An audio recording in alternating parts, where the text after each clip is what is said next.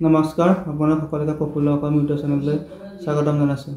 আজি আমি এইটো ভিডিঅ'ত আলোচনা কৰিম আগন্তুক হ'বলগীয়া অসম আৰক্ষী ABUB ইণ্টাৰভিউত কোনটো কাষ্টৰ বাবে কিমান পদ সংৰক্ষিত হৈ থাকিব আৰু NCC কাৰণে কিমান মাৰ্ক আছে, একাডেমিকত আপোনালোকে কিমান মাৰ্ক পাব।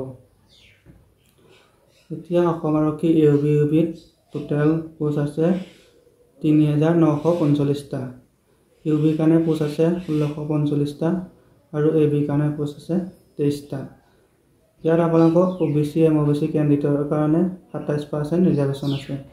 তাত আপোনালোকৰ OBC UB কাৰণে ৪৪৪টা আৰু AB কাৰণে ৬২১টা, টোটেল ১০৬৫টা পদ সংৰক্ষিত হৈ আছে।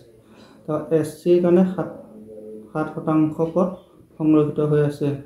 ইয়াত UB কাৰণে আছে ১১৫টা পদ আৰু AB কাৰণে আছে ১৬১টা পদ, টোটেল ২৭৪টা পদ সংৰক্ষিত হৈ আছে।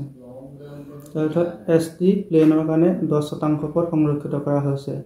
ইয়াত আপোনালোকৰ UB কাৰণে আছে ১৬৪টা পদ আৰু AB কাৰণে আছে ২৩০টা পোষ্ট, টোটেল ৩৯৪টা পদ সংৰক্ষিত হৈ আছে।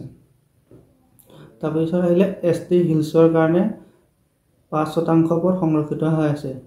UB কাৰণে আছে ৮২টা আৰু AB কাৰণে আছে ১১৫টা, টোটেল ১৯৭টা পদ সংৰক্ষিত হৈ আছে।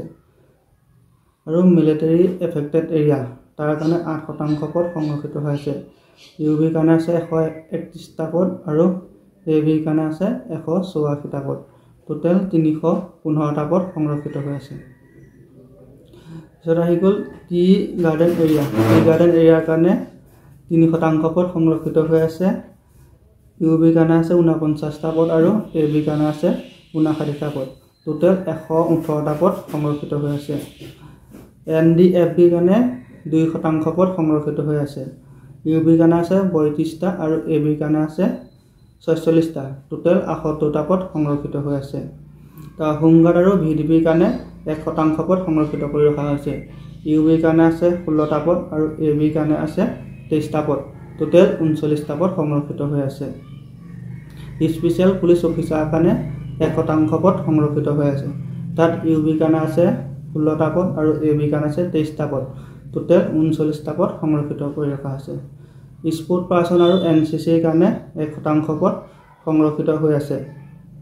UB কাৰণে আছে 16টা পদ আৰু AB কাৰণে আছে 23টা পদ, টোটেল 39টা পদ সংৰক্ষিত হৈ আছে। আৰু আনৰিজাৰ্ভ কেটেগৰীত আছে 35% পদ। তাৰে UB কাৰণে আছে ৫৭৪টা পদ আৰু AB কাৰণে আছে ৮০৫টা পদ, টোটেল ১৩৮১টা পদ আছে।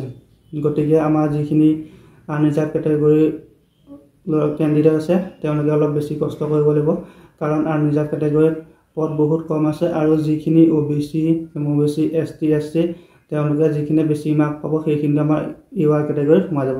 গতিকে UR কেটেগৰীখিনিয়ে অলপ বেছি কষ্ট কৰিব লাগিব। তাৰপিছত আহিলে NCCত কোনো ধৰণৰ মাৰ্ক দিয়া হোৱা নহ'ব। যাৰ NCC আছে তেওঁলোকক 1% পদ সংৰক্ষিত হৈ আছে। তাৰপিছত আহিলে academic mark. Academic mark AB কাৰণে কোনো ধৰণৰ একাডেমিক মাৰ্ক নাই, কিন্তু UBৰ কাৰণে আছে। UB ল'ৰা ছোৱালীৰ কাৰণে একাডেমিক মাৰ্ক আছে 5।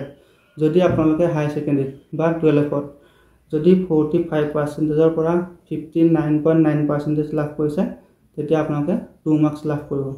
যদি আপোনালোকে 60ৰ পৰা 74.9% পাইছে তেতিয়া 3 মাৰ্ক লাভ কৰিব। আৰু যদি আপোনালোকে 75%ৰ ওপৰত পাইছে তেতিয়া আপোনালোকে 5 মাৰ্কছ লাভ কৰিব। যদি আপোনালোকে 90% পাইছে তেতিয়া 5 মাৰ্কে লাভ কৰিব। গতিকে সকলোৱে ভালদৰে পঢ়া শুনা কৰক, লগতে দৌৰা আৰু লং জাম্পো ভালকৈ কৰি থাকক। সকলোকে শুভেচ্ছা থাকিল। ধন্যবাদ।